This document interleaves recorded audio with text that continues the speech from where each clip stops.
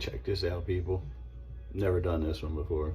We have to do a little tomfoolery here to get this one right.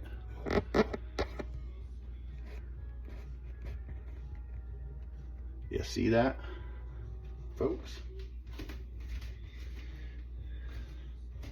This is a curd. This is going to be my Cabra Alvino. I added culture for an hour, 90 minutes set on rennet on this. So we're now into, we've put the milk in, we've added the calcium chloride because we use pasteurized milk. Now we've moved on to the culture. The culture has converted the lactic acid, the lactose into lactic acid, and we're at a pH where we need to be. Following that, we added an eighth of a teaspoon of vegetable rennet. And this is, I always go to the test, right? So this here is the curd test. It should be good, but it might not be. But I want to show you what we're looking for here. So first thing you do is take a spatula, like so. You want to stick that all the way down. You want to pull that all the way out. You see how there's no chunks? Oh, a little bit on there, but not much. You want this, there's some speckles on there. You want this spatula to be clean. You ultimately want to be able to take this back in here, push it away. See how I'm pushing it away? Pull it out. You see that way down in there. Do you see it coming out? Right there? That's what you want to see. So what we need to do with this one, we're going to cut this into 3/4 inch squares, and it has to sit. So nothing is perfect. We're just eyeing this thing, and I'm giving you the perspective of someone that doesn't have a spindle. I'm just using a regular little spatula.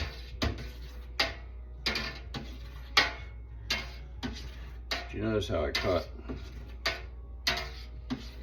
And you can already see separation in the curd here.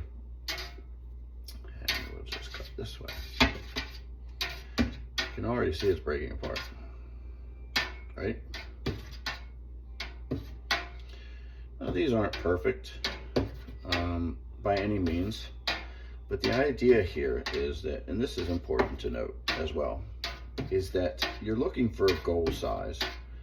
I think for this one it's 1/4 inch, okay? And what a lot of people do, they make the mistake of just, I'm gonna do some diagonal here. They make the mistake, and it's a huge mistake that a lot of people make, is that the first thing they do is they cut this, and then they're like, oh, I have to get to 1/4 inch or whatever it may be, or barley size, and then they just start stirring and spooning it up and beating it to death. And the way a lot of these recipes are written, it's made to sound like when you cut your curd, you need to make it at a certain size, and it has to cook for like 30 minutes or an hour or whatever.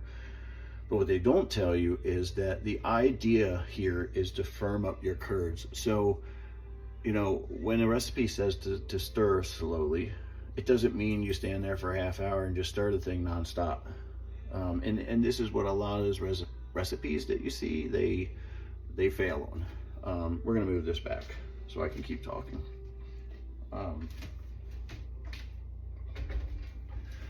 So the reason they fail, right, is because you're stirring and stirring and stirring away, and you end up making this mush. Well, unfortunately, when you get to that curd size, immediately you have no way for the curd to set. The curd needs to set and dry. So if it's telling you need to be grain size and you need to stir for 30 minutes or an hour, then you need to stir it slowly and break it down slowly. Wait a few minutes, then stir it and break it down, then wait a few minutes and stir it and break it down, and wait a few minutes and stir it and break it down, and rinse and repeat that process until you get to the target size. By the time you reach that target size, you will be ready for, if you have to, you'll be ready for the cook. And that's the idea. Your initial stir, you want to slowly, meaning every 3 to 5 minutes, get in there, break it down a little bit, stir it up, and set that target to try and get to the size in whatever time it may be. Because when you cook, you want it to retain the same size during the cook. You don't want to break it down any further. You don't want it to be too big during the cook. Too big, you retain too much moisture. Too small, it'll be too dry. So your idea is to take whatever set period that is, if it's 30 minutes or 90 minutes or whatever it is, and slowly stir that. Slowly break it down till you get where the size it is you need it. And if you get there too early, that's fine too, okay? You just may leave it sit longer, a little bit longer, and just very easily move it around just enough to keep the curds from sticking together. The end result will be you will get to your size, the curds will not stick together, and then the final test would be the actual curd test, and that's where you take the curd out, squeeze it in your finger a little bit, and let it go. And it should just drop right off your finger. And that tells you you're ready to move on to the next step. But I just wanted to release this video to let you guys know that seems to be, that's one of many failures I see in all the recipe books, is the cook and the stir portions of it. They lack a lot of information. So again, the short of it is, cut your curd to where it needs to be, okay? And then slowly stir it. I say every 5 minutes, okay? Until you get to that size you need to. If it's not to the size where you need to be, then just extend your stir until that curd gets to the point where it's the right size-ish, and you can pass the curd test. After that, you can drain, you can cook, you can move on.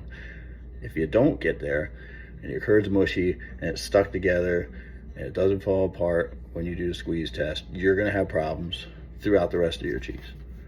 So listen to what I tell you, do what I say, and it'll happen.